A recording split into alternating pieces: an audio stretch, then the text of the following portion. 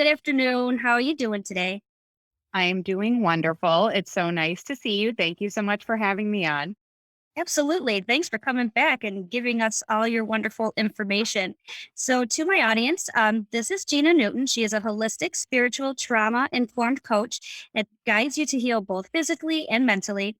And after spending over 20 years in a high stress career, Gina found herself in deep physical pain and out of alignment with life overall. So now she is here helping women, and she's the owner of Holistic Healing. So, Gina, can you tell us about what it is that you are helping women with now? So thank you so much, Jenny. I really work with women sort of to guide them back to themselves, to reconnect themselves in mind and body, to sort of, shed years of old narratives and old programming that have rendered them highly stressed, very anxious, and sort of disconnected to, their true authentic self. And so I'm really in the business of guiding women back to themselves, to connect to their intuition, and, sort of release, years of what I think about is like an outer shell that has developed over, who they're truly meant to be. Nice. Do you feel that the majority of your clients are moms? So I have worked with both moms and women who do not have children. I do work with the majority of women that are moms. And, there's a lot that goes along with motherhood in particular. And I think that, for the women I've worked with and myself included, motherhood was sort of, this everyone says motherhood changes you. Of course, it changes you, but until you are there, I don't think we really appreciate how. And we all sort of change differently with motherhood. But what I find is a lot of women lose themselves, and it can be even more so if you had sort of already lost yourself prior to having children. And so what I feel with the moms that I am working with now is sort of like, how do we reprioritize, taking care of themselves, both physically and mentally. So I do a lot of work with moms. I can definitely see that and relate to that as well. Um, so, when or how long ago did you start your practice, holistic healing? And are you doing that full time? I'm still part-time. The business, let's see, the business started, I started my business, I would say 2.5 to 3 years ago. And actually the business started off as, more of accountability to helping my clients, nourish themselves better and take care of their physical body in a very loving, nourishing way. And so that was the original inception of the business. But what I really learned very quickly from the clients that I started working with was how deep um, some emotional the emotional mindset piece was to self-care. And I'm actually trying to avoid that word self-care because it's such a buzzword and everyone's like more self-care, but like what does that mean? And for me it's really sort of, women like self-care is so much mental to me, and it's so far beyond getting your nails done or getting your hair cut. Like when or even like working out, someone said, "Oh, I'm, doing my self care and like, working out on my bike." And yeah, that is taking care of yourself. But what I found very quickly in my line of work is that there was a huge emotional component that was actually, or I was feeling intuitively and, witnessing women just having this deep struggle getting around some of these emotional blocks. And so, my business quickly evolved into holistic healing with Gina Marie, from my own journey, but also because I was seeing women, sort of unable to get around some of these emotional blocks. And so I really want to help women, tune into themselves and what they need, free of other people's opinions and, sort of what society tells us we need to be doing in terms of like our day-to-day responsibilities. Right. And as a motherhood or in motherhood, I think we all feel the need to take care of everybody first, and then we always come last. And I think that now, like you mentioned, it's all about your mindset and self care and everything. I think women are becoming more aware that they need to take care of themselves, not only physically, but mentally, because it's so important what we put in our brains, the way that our body reacts with the energy that we feed our minds. Um, and you had mentioned that you had to do some work on yourself within your journey. Can you tell the audience about your journey? Absolutely. So one of the reasons I'm so passionate about this work is because, geez, it's like it's about 5 years ago at this time. I was in deep physical pain. The year before, the 6 months before, I had lost some of the closest people to me, including my father.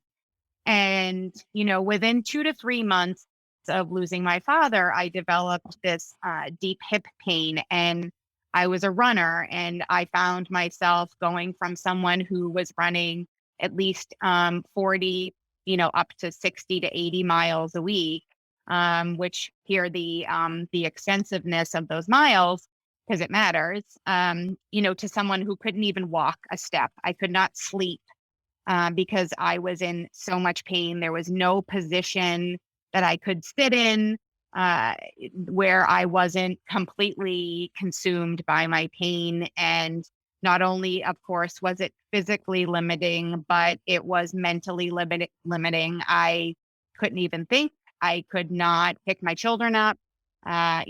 We would be in these very beautiful, joyous experiences. I remember going apple picking one time, and I was sort of crying inside because I couldn't walk to, the next tree to pick the apples with my kids. And I had always been a very active person. And so I was, 40 years old at the time, and I was finding myself after years of quote unquote taking care of myself, not being able to even think because I hurt so badly. And so at that time and this is where the holistic healing comes in, is at the time I went to at least 5 surgeons, physical therapists, and just how can I run again? How can I run again? How can I relieve myself of this pain? And I was prescribed a highly invasive surgery that was 9 years old at the time. It was only done in 20-year-olds. And it was to address, what I was told was from birth, hip dysplasia is something you're born with.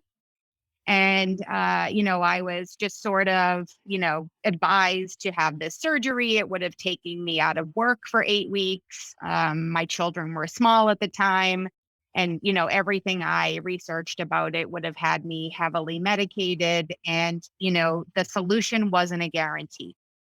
It wasn't a guarantee. And so I had a moment. I was riding an exercise bike at the YMCA, and something clicked in my mind and said, I'm not going to do this surgery, and I'm going to heal my body naturally. And, that was really probably one of the most prominent moments where I started to actually do more of a holistic look at myself, meaning like, how was I spending my time? How was I moving my body? What was I eating? But actually, what it really was, what was in my mind, what was living in my body that was actually now screaming to come out. And so, you know, Hmm. I'm of the position that, unhealed wounds, unprocessed trauma, sort of takes up residence in our bodies. And that is exactly what happened to me. I had a lot of unprocessed grief and trauma from my childhood and even sort of my teens and my 20s. Just I had spent a lot of time sort of running from these experiences. One of my old therapists said it was like my bat out of hell complex. It was just, I've got to get out of here. But I was surviving and I was not processing, I was not feeling. And so, it was at that moment where I started to unpack my mindset and, the ways of talking to myself and the ways I was living my day to day. And so Yeah. that was years ago now. And I, now sit across from you. I'm not in a single ounce of pain. I have had to do physical rebuilding of my body. I had had 2 C-sections with my daughters. And one of them was actually a very traumatic birth where I honestly didn't know if she was coming out alive. And the other one was more of a planned, serene birth. But regardless, my body was impacted by pregnancy and C-sections. And so while I had to do physical work, I firmly believe it was the mental work that freed up this unprocessed pain, trauma, and lots of other feelings that were my body had just become a graveyard for. That's incredible. When when you say that you wanted to start in the holistic journey, where did you turn to? Like, did you turn to a coach? Did you turn to YouTube? Where did you go when you had that like shift in your mind? That's an interesting question. Now I have to think back to that. I sort of, I'm always a proponent of therapy. So I've had a therapist on and off throughout my life since I was 9 years old. And so I think at first it was talking about it. It was talking about, my pain. What were my pains and my traumas of the past. And then, I actually, in parallel, I had put my daughters in therapy. And when I would start talking to the therapist for my daughters, what was happening was I was seeing some of my own behaviors in my daughters. Okay. I was seeing anxiety. I was seeing self-limiting beliefs like, oh, I can't do that. And here I am trying to say, oh, of course you can do this. Of course you can do this. And, I sort of started looking at myself to, question whether or not, like, what am I modeling for them? And it was in that moment as well that their therapist said, I really think you should talk to this other woman. And she was an intuitive coach. And she actually was, and her name is Danielle Federico. She is out of, the Massachusetts, Boston area. She was one of the first women that sort of said, look, like you are highly intuitive. You feel other people's energy. You have a lot of trauma in your past. And she really opened a big door for me to other intuitive spiritual healers and healing energy work and energetic medicine that, really opened my eyes to a lot of different modalities that had nothing to do with taking medication or going into an operating room, which like these practices will always be here and they'll always be needed. But what I want listeners to know is there are a lot of other options for healing. And so I did turn to a lot of people and I sort of started, and that was sort of in parallel with the pandemic hitting. And so I was afforded a lot of different connections with people thanks to virtual courses and virtual meetings in order to sort of open myself up to other community of people and other, mindset practices.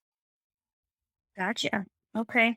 So you do Reiki, yoga. What else do you offer your clients? So right now, I do one-on-one coaching, and my coaching is And it's funny, I've talked to one of my clients and she's like, you really help people return to themselves. And, for your listeners that may be like, well, what does that mean? And Right. so I always think about it that, we are sort of born a certain way. Now, when we're born, we genetically carry experiences and, traumas from our ancestors back to 7 generations. So, but in general, you're born, sort of, I think of us as being born like very vanilla and pure and, without experiences. And then, of course, we go through, our upbringing and, depending upon, what our parent belief systems are, maybe you didn't have both parents in the house. You sort of start getting, your life experiences start forming you in childhood. And then you, of course, go to school and you have experiences with now other people outside of your house and teachers and, just different influence. And then you get into a workplace and then that creates more. And so, and those experiences vary across all of us, right? We all have these individual experiences, but what I know to be true is, you know, what I see routinely is that we get pulled away from what we truly want by the influence of the world and society and other people. And so, what I work with people to do is, I don't heal you, you heal yourself by creating practices around your mindset and your self-care habits that sort of allow you to come back to like, what are your core values? What matters to you? And I really have started focusing on the concept of the mother wound. And the mother wound can show up in us by, for a few ways. One, we have no boundaries. Our inner critic runs our show. We never feel enough. And so we are always overdoing and overgiving and, sort of just putting ourselves further and further back in line to getting any attention. And so, healing the mother wound, and there's multiple levels of the mother wound, but, the easiest or the most prominent, I think, are, how the mother wound on a personal level, and then the mother wound on a collective level. So from a personal level, it's, you can have the mother wound, or it can show up through any impact to your own mothering, any impact, right? So, for example, if you grew up with a mother who was very self-loathing and, very negative, or, had a very negative body image and sort of stayed small, like didn't speak up, didn't say anything. Well, we absorb that, right? Because that's who we're living with. That's what we're modeled. And so healing the mother wound sort of releases us from some of those old programmings and old narratives and sort of allows us to say, well, you know what, there is no right or wrong. There's preferences and opinions. And so, and healing the mother wound says, it's okay that I don't answer the phone for this person calling me right now because I don't have the energy to give to the conversation, and feeling safe in doing that. And, and sort of addressing some of these points, you're able to sort of tune in more to your mind and your body, without the influences of other people's opinions and preferences. And there is a collective of what's expected out of women and expected out of mothers. And it is this self-sacrifice. And it is this, don't talk too loud, don't be too intense, be the good girl. And so, in shedding my own good girl, I want other women to do the same, especially moms. Yeah, that's very true. That's so very true. So when somebody comes to you to do you normally, or do you find more or less that somebody comes to you with like mental trauma or physical pain, or do you work with both or one or the other? So if somebody came to you and says, I have let's just say I have fibromyalgia and I have a daily pain just everywhere and my joints hurt. Um, what's the first step that you kind of would go from there? That's a great question. If someone were to come to me for something like that, first, I would always make sure somebody is under the care of a physician, for such a condition. That is sort of out of my scope to sort of, go into sort of that type of diagnosis, or whatnot. But, when someone tells me that in particular, I'm like, what did this person go through? That is my first inkling. What has this person been through in their life? And then, how do they take care of themselves from day to day? And so when I actually start working with clients, I actually just start shadowing their eating, movement, mindset, stress management practices. And I do it through a variety of ways. I can do it through like a journaling, a shared journal where I observe this person's day to day activities. But then I also use this, it's an app, it's called Boxer, and it's sort of like a walkie talkie where the person can sort of self report. Okay, I woke up today. I didn't eat breakfast till noon. I, sat at my desk all day. So I basically start working with people by just observing them. And then when we meet, I meet with people typically for an hour or depending upon what package, it could be once a month for 90 minutes.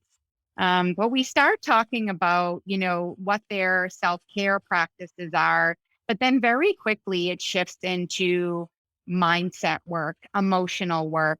And what I find so often is women are not empowered. They are apologizing a lot. They are putting themselves last all the time. And I don't sit across from you and with your listeners to say that prioritizing yourself is hard work. It really is, and every day it looks a little different. Some days it's 1 minute, and other days it gets to be an hour. But for some women, it's only like 5 to 10 minutes a day that they can do something. But here's my plea is please do something for yourself every day because, there is no reward at the end for most self-sacrifice. And, I'm really in the business of living a long, healthy life. And I do feel and have experienced that, self neglect, self limiting beliefs, and sort of telling yourself, well, I'm stuck. There's nothing I can do. Uh, that does impact our health because what we tell ourselves, it manifests into our reality. And I can honestly tell you, 4 years ago, I was crying on the couch to my husband, feeling very stuck, feeling very unfulfilled. I'm married to an amazing, supportive man. We have beautiful, healthy children, but I was stuck in a career that I was no longer connected to. My body was in pain.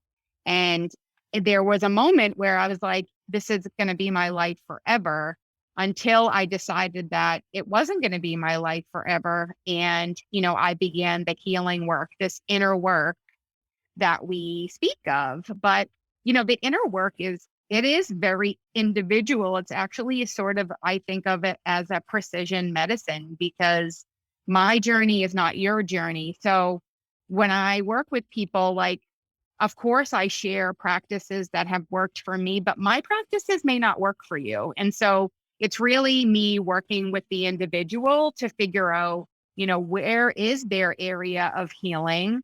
What are the tools that are going to work for them? Something as simple as mantras, like actually telling yourself, I am safe. That's a big one because a lot of women don't feel safe in their bodies.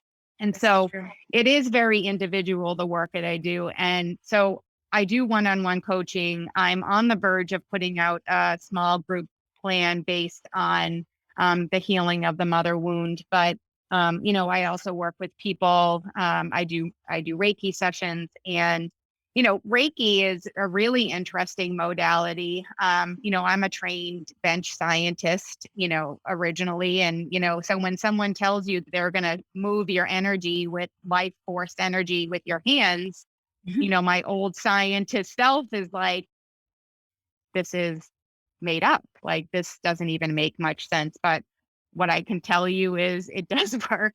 It really sort of blows my mind every time I do one of these sessions. And, it's just an opportunity to like move your energy, shift your energy. And again, it's coming back to, these, this old programming, these self-limiting thoughts. And sort of when we have anger, guilt, shame, fear, if you are not feeling this and it has nowhere to go, it will sit in your body and it will impact your health.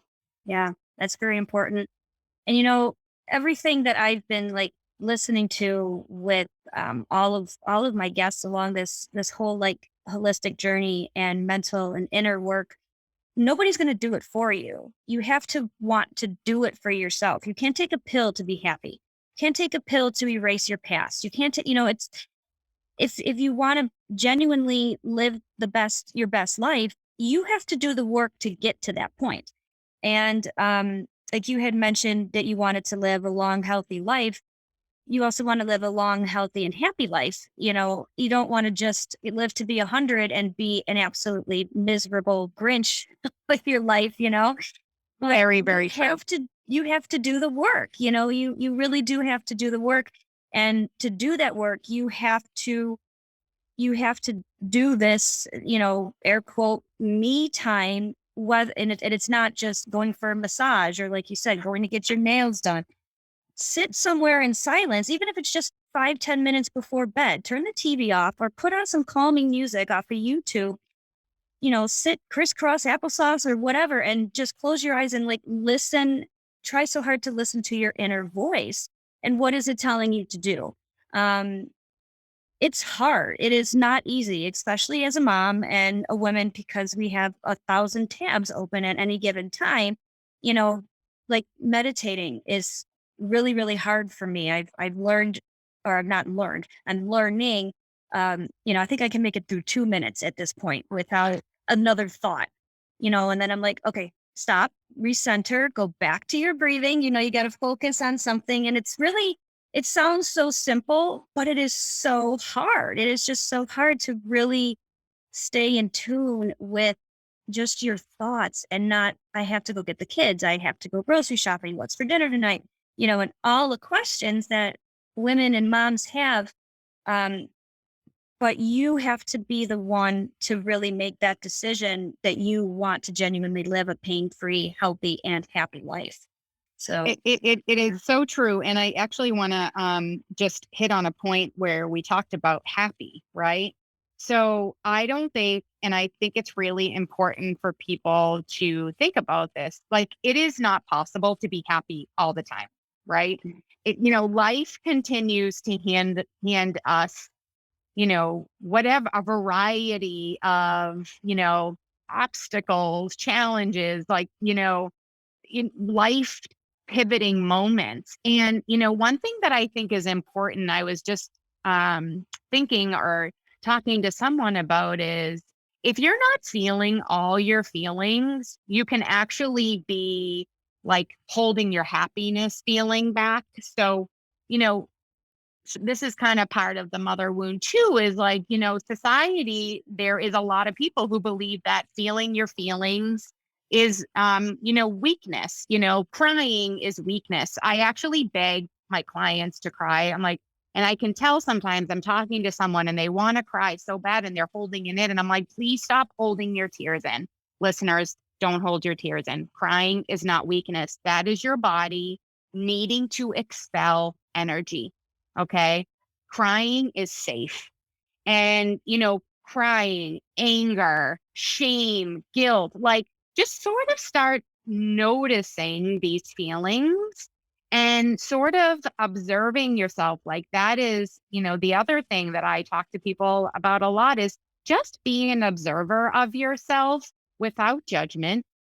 And just notice when you're feeling guilty and notice when you're feeling ashamed, and sort of just say, that's just that inner critic of mine. She just is, bubbling up this feeling of inadequacy or guilt or shame, like, or I shouldn't have taken this extra hour for myself. But here's the thing is, I see women over and over just, well, I have to do all this stuff for my kids and I do this all the time. But what I find is I can like give my children everything, but if I have nothing left, like it's not helping them. It's not helping them.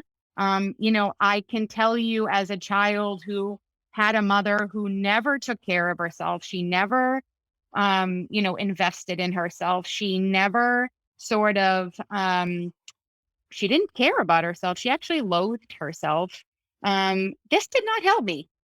This No. did not help me.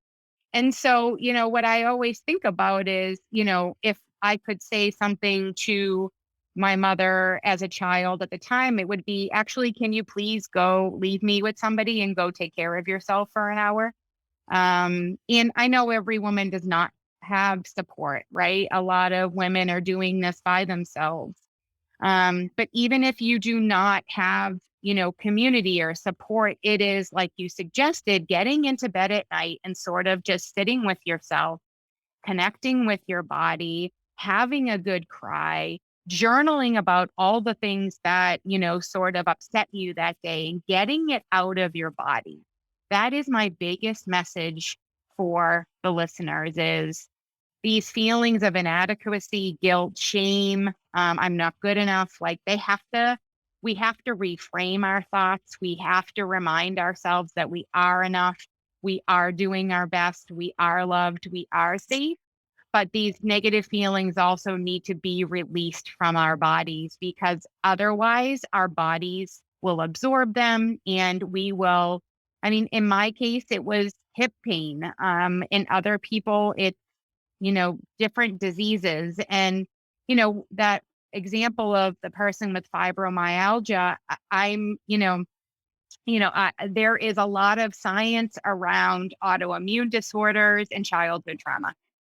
And, there's a big link there. And there's also a lot of data and science that, unprocessed trauma sort of manifests in the areas of our bodies where we experienced it. And so it just sort of is more evidence from a scientific perspective that, you know, the mind, the body keeps a score. It's an excellent book, actually. But the mind controls the body. And so, we've got to shift our thoughts and our thinking patterns, and we've got to care for our body in a loving way, not in a I need to lose 10 pounds way, but in a we need to nourish and strengthen our bodies.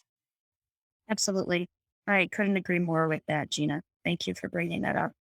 Um, and just kind of circling back around to just feeling our emotions. And I think that society has men in particular holding their emotions back.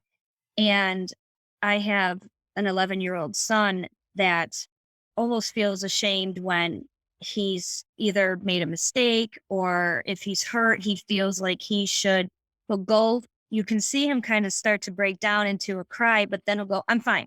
Like right away, I'm okay. Well, why? Why? And I've done nothing to not tell him, don't cry. I mean, well, and I could say that even for my daughter. I mean, anybody who crying, they, show it's weakness, right? It's crying is weakness.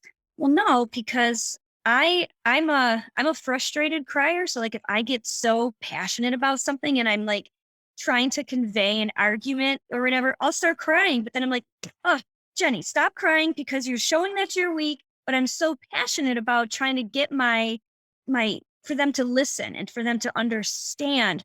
But and that that just drives me crazy. My daughter is the same way. But speaking to men, men, please don't be afraid to cry and show your emotion. I mean, it's honestly, I find it more attractive because you can actually tell how you're feeling rather than just holding it back. And I think the longer the longer you hold, it's like an onion, right? I mean, all you're doing with trauma is putting layer over layer over layer. And it's going to take you that much longer to unpeel those layers if you're trying to kind of undo all that past trauma in your life. And yeah, it's got to come out. It's going to come out somehow. Emotions are very important. I just wanted to touch on what you were saying is, well, even sort of like when you hear the narratives of like, don't cry, you're showing your weakness, like that's your ego. Like that is your ego trying to protect you and sort of like being like, no, it's okay to cry. It is okay to be human. I am safe when I'm in my humanness. I am safe when I'm messy.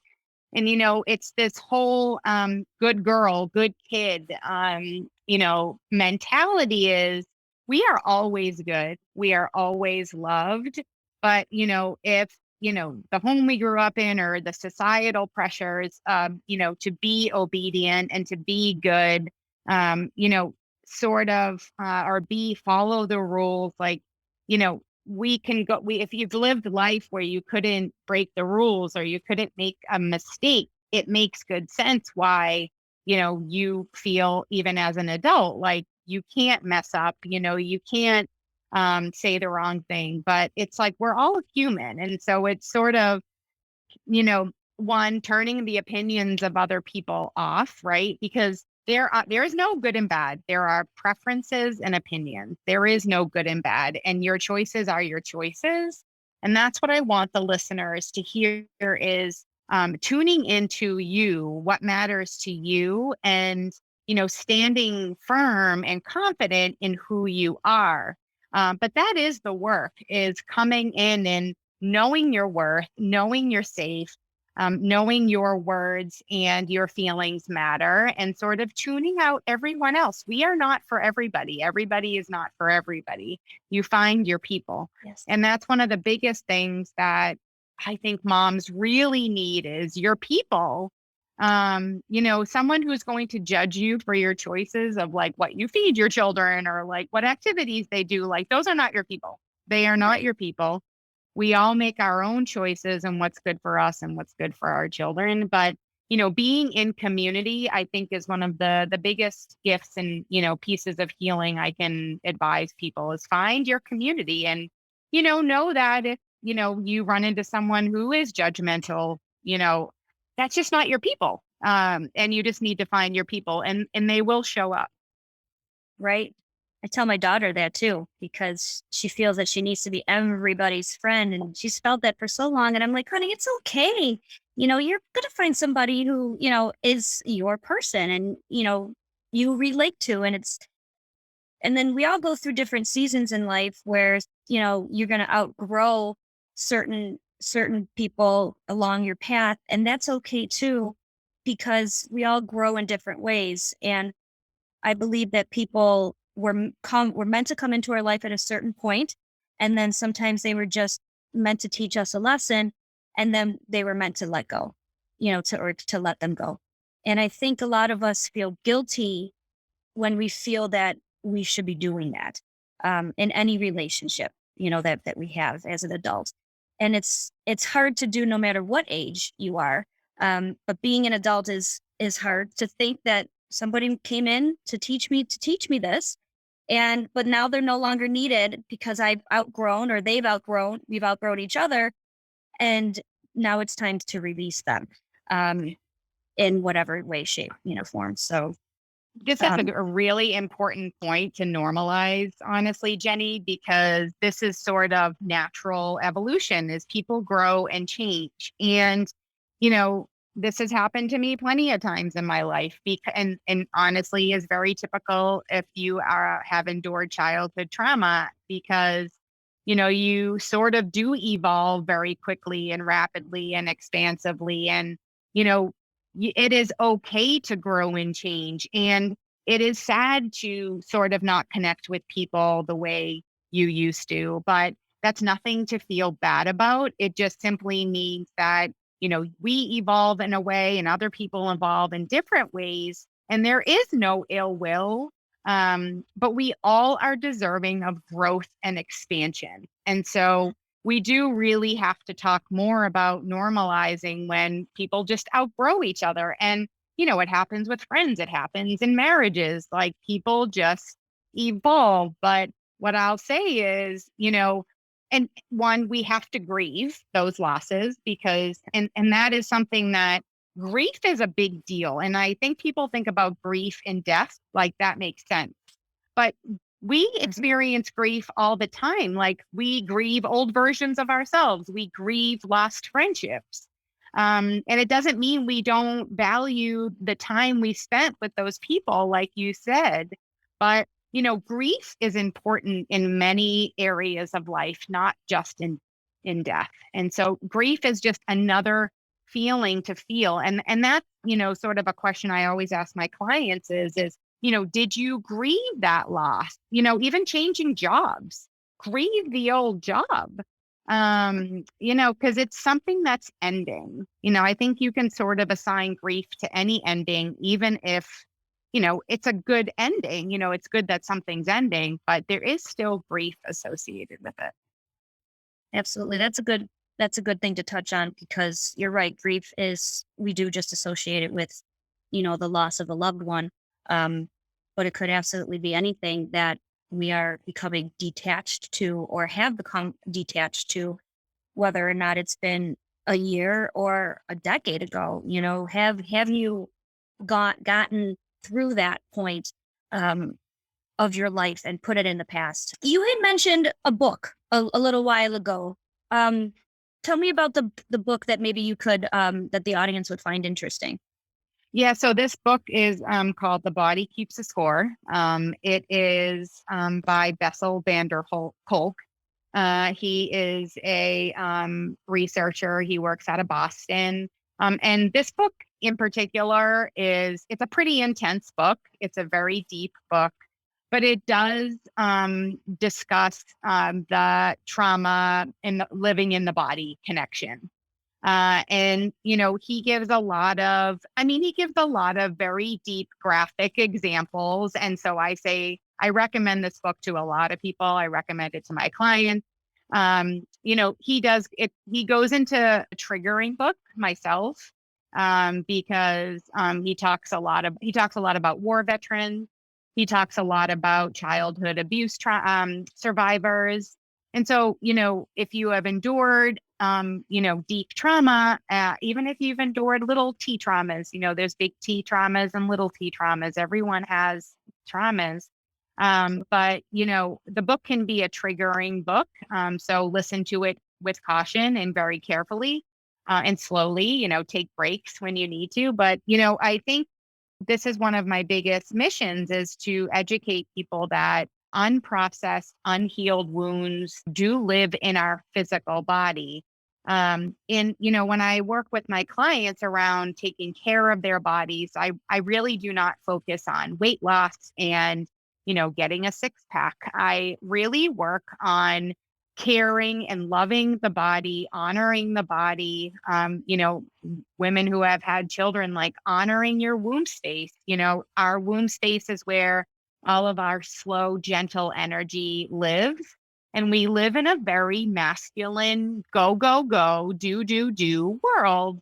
And so, for the listeners, like, you really want to, if you are a mom, like, thank your womb space, honor your womb space. I said this to somebody and they were like, I don't even think about that. I don't even talk to my womb space, but I actually try to thank different parts of my body for like getting me out of bed every morning, allowing me to drive my car to pick up my children. We're so in autopilot and we're focused on the wrong things again because of society. You have a baby and it's like, get your body back. Well, I don't really want my body back, if you will, because, that body didn't grow a baby. This body did. But sort of just, but keeping like, we didn't get to touch on this, and I know we're probably running low on time, but, the core of your body, your abdominal muscles, your posture, this is so important to any human, but women in particular. I meet women, a lot of my clients come to me with lower back pain and tight hips. I work with someone with a weak pelvic floor, and it's when I work with people, I'm also a personal trainer. When I work with people, like, I just want to help people bring balance to their muscles. and not, obsess over what size you are, how much you weigh. I really sort of want to be a change maker in, less focus on weight, less focus on appearance, and more about nourishment, honoring your body and caring for your body, balancing your muscles, being strong, to sort of carry you through your days. Like, I am very focused on body positive and releasing old programming and narratives of, looking a certain way, albeit small. We just have this need to be small. And those thoughts and, sort of trying to shove your body into something that it's just not meant to be. I really want women to release themselves from those thoughts. Yeah, absolutely. Um, Tell me, when you are feeling stressed, what is it that you do um, for 10 minutes to give you a peace of mind for your me time? I actually, I have a corner in my office that I literally put myself in the corner. I Mommy in the do, corner. Yeah. but mommy in the corner, mommy needs her corner. And, again, my husband is hugely supportive, and I did this a couple of weeks ago. I just was highly activated. I was feeling very anxious, a lot of negative thoughts for whatever reason. A lot of times for me, it's because I haven't taken the downtime or I've eaten a lot of sugar. Sugar always kind of propels my negative thinking, or I didn't get good sleep. And so, if I'm feeling highly activated, and actually in this case, I had missed I meditate for 10 minutes every day. I sit in 10 minutes of quiet every single day. But I do miss days. And that week I happened to miss a couple of days, and I was just feeling really like I couldn't get control of my breathing and my thinking. And I just looked at my husband and I said, I need to go and sit in my office for 10 minutes with the door closed and quiet. And he said, go ahead. And I could hear my girls being like, where's mom? And he's like, she's in her office. Do not open the door. And you know what? It was like the medicine I needed. My body calmed down, my breathing regulated, my thoughts sort of cleared. And, it really can be that simple. And, I was the person who was like, I can't meditate. I can't do it. Years ago, I couldn't do it. And some days are harder. Some days my mind is everywhere and it is, what do I have to do? Or this person really upset me and I'm feeling a lot of grief. I'm feeling a lot of shame. Should I have not said that? All of those thoughts come up. But, when they come up, it's just like, okay, just come back to my breath, come back to this moment, let those thoughts fly away and just keep practicing. I read the book 10% Happier. It's by Dan Harris. It's another excellent book. I read it in 2017. Dan Harris is an ABC news anchor who had a panic attack on the air. He turned to meditation. He just kept practicing. And I read the book and I was like, I'm going to do this. And then I didn't do it. And then I went back to it because I knew I needed it. And now it is just something I will never be without. And when I miss a session, I am reminded because I can see the shift in my personality. And so this is something that is free and that you have control over doing. And so, I say often, find your peace and quiet. We need more quiet. We're an overstimulated population. We're an overstimulated society. We have devices. We have, a lot of activities and a lot of people, and we just need quiet. And quiet is free. Right. And that is so very true about being overstimulated. There is just anywhere you turn, it's just something is always right there. I mean, look, we have, our cell phones never leave our side. And it's not just to call somebody anymore. We call, we text, we check our emails, we're on all of the social media. We get news updates and whatever it is. And it's like, oh my God, there's always something right at the tip of our fingertips. To close in on our conversation, I just want to ask you a couple questions. If you could go back to any time in your life, if it was childhood or you're, in high school, young adulthood, what time would it be and why?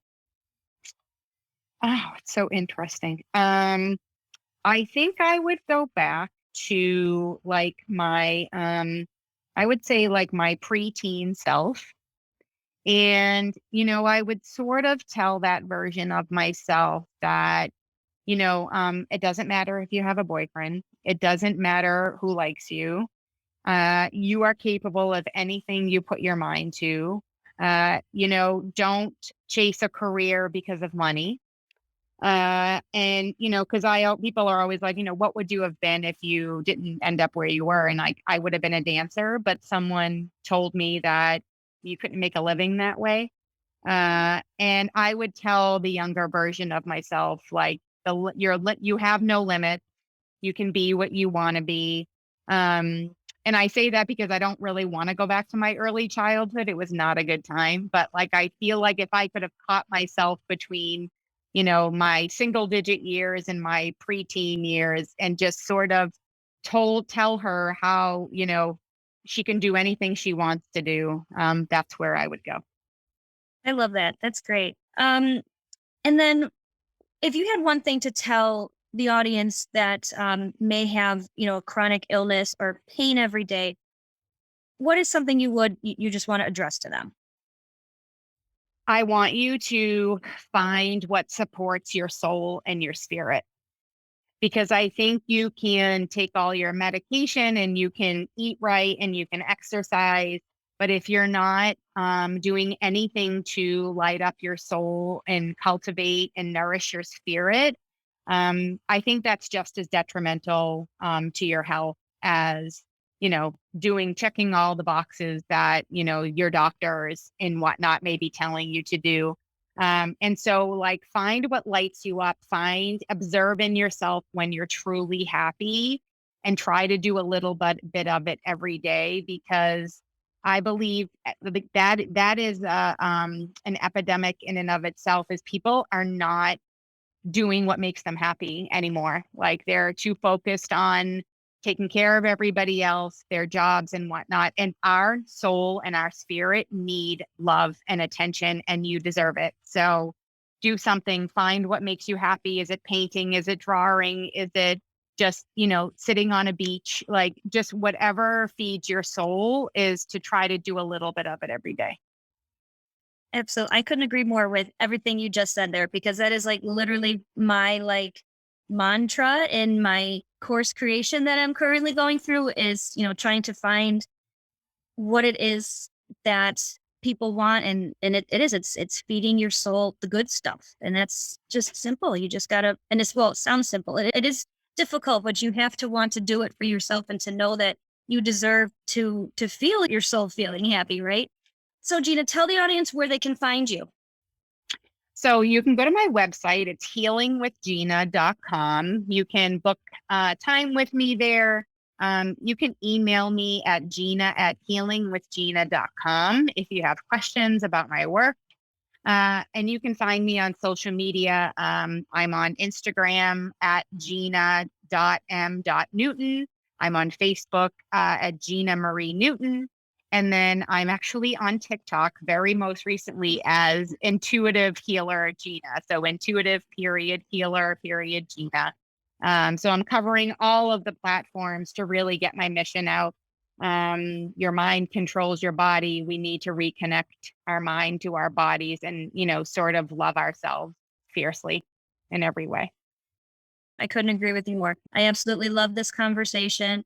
I will link all of your information in the show notes in this episode, as well as the two books that you mentioned, in case anybody was interested in learning more about those. And thank you so much. I really appreciate you being here. I really enjoyed this conversation. So thanks for being here, Gina. Thank you so much for having me. It's been such a pleasure. And I truly hope your listeners walk away with just a different perspective, and maybe reach out to me if you implement any of the things we talked about. I'd love to hear it. Absolutely. Have a great day.